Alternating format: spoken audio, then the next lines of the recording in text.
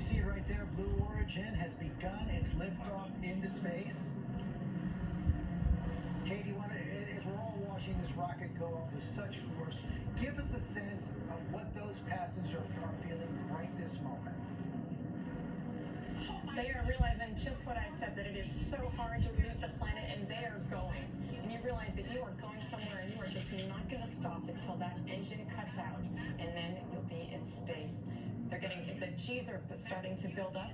Max Q is the highest direct pressure of the flight. So what does Max Q feel like? It's not a sudden thing for us. It's just that you realize that it's the most stress on the vehicle itself, and it's a nice thing to get done with, and that is the most stress on the parts of the vehicle. So now you know your vehicle is doing fine. To see the glow. And what are they feeling inside their bodies at this moment? Rocket just under our shoulders, and to know that we've got a crew that is going to space. I think I heard you ask about what it's like. They're actually feeling sort of pressed into their seat, as if I tell people it's like having a gorilla sit on your chest, but sort of like gradually, more and more. It's a little hard to breathe, but at the same time, you know that you can. You also know it's not going to last that long. They're coming up on 2 minutes, coming up on Mach 2. And then they're eventually going to hit Mach 3 and weightlessness. Everything going perfectly so far, correct? As far as I can tell. All right, coming up here on MECO, main engine cutoff. That will be followed shortly by separation. And at that point, after separation, we're going to let the astronauts unbuckle and take in the freedoms of zero G. There is MECO, main engine cutoff. A beautiful shot down the New Shepard rocket. Look at that view. This means they are weightless. Unreal. Coming up. So once they hit Awaiting zero separation G's, here.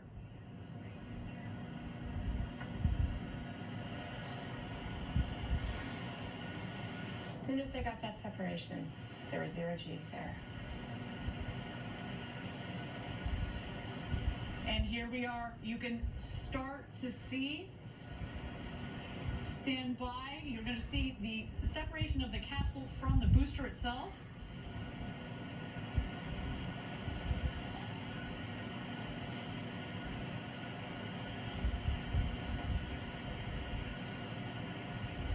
and Katie, once the booster separates, what's going to happen?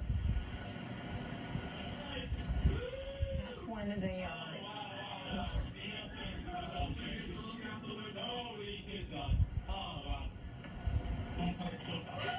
I'm not sure if you could hear them. I think that sounds like, yeah, it does sound like the crew inside right now, huh? It's awesome. That was definitely And a there woo-hoo we from go. that. Our astronauts have passed the Kármán line at about 328,000 feet, continuing their ascent. You see the two vehicles there. When the speed hits zero, you know that they've hit apogee, their maximum altitude, and you hear they're having quite an experience. Okay, I'm going to start back.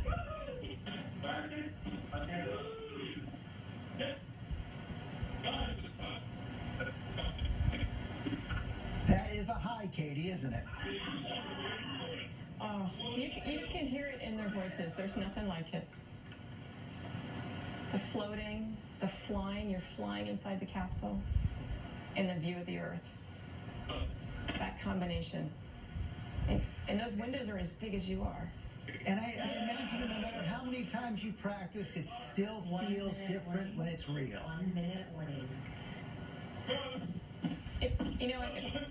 We call this civilians in space. It's people in space, and when it's real, there's just nothing like that feeling, and it makes you realize that there's a whole big world out there in that universe, and just waiting for us to explore.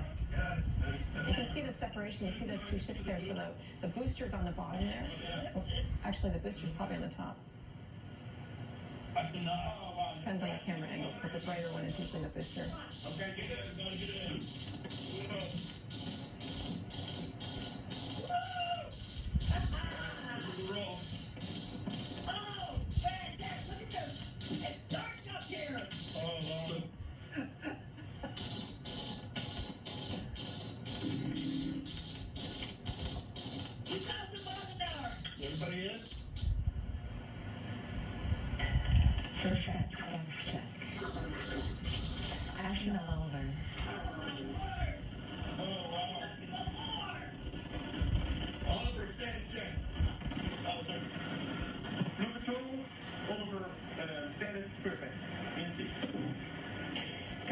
astronaut Wally.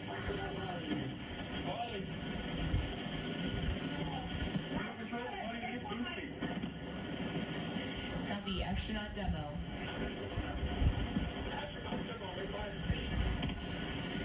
Copy, astronaut Bezos.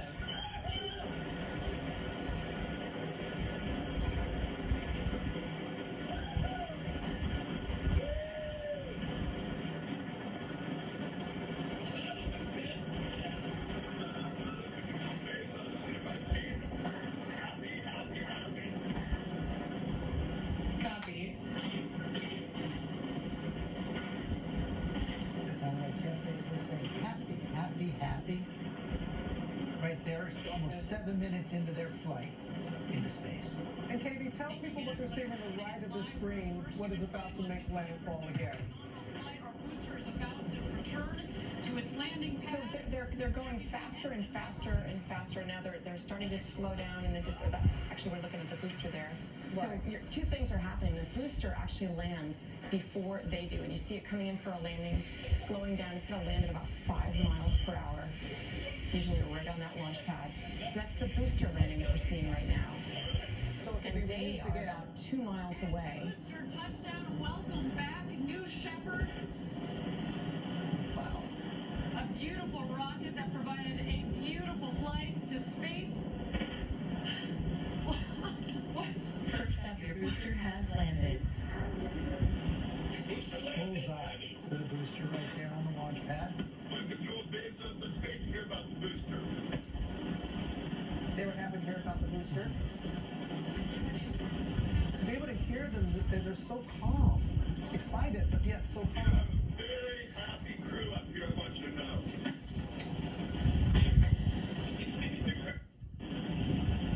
And now they're just floating. You see it right there? You see the Blue Origin capsule?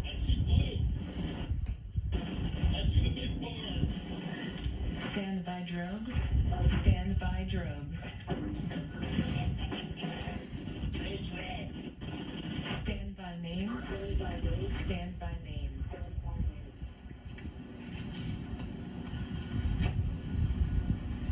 So far, a nominal flight. Here comes the crew capsule back from space. The drogues deployed. Here are the mains out. Reefing and coming to full inflation. Our rocket went over Mach 3, and now they're coming floating back down at just about 15 or 16 miles an hour, about to join us home back here in West Texas after having gone. So Robin and George, you see those parachutes now, those are slowing it down to 16 miles per hour. Eventually, before it hits that desert, it's going to slow down to just 1 mile per hour. So it is a slow and gentle descent. Gio, it seemed to go about as well as it possibly could have gone. You know what? We had 15 successful tests before this, George, consecutive tests. Now we can count a 16th, it seems, because this one was the first one with humans on board, and it looks to be going very, very well. Above the ground, multiple sensors, and just 6 feet above the ground, that cushion of air will puff, and they will have a soft touchdown, almost like just sitting in a chair. But I'm sure their adrenaline is pumping.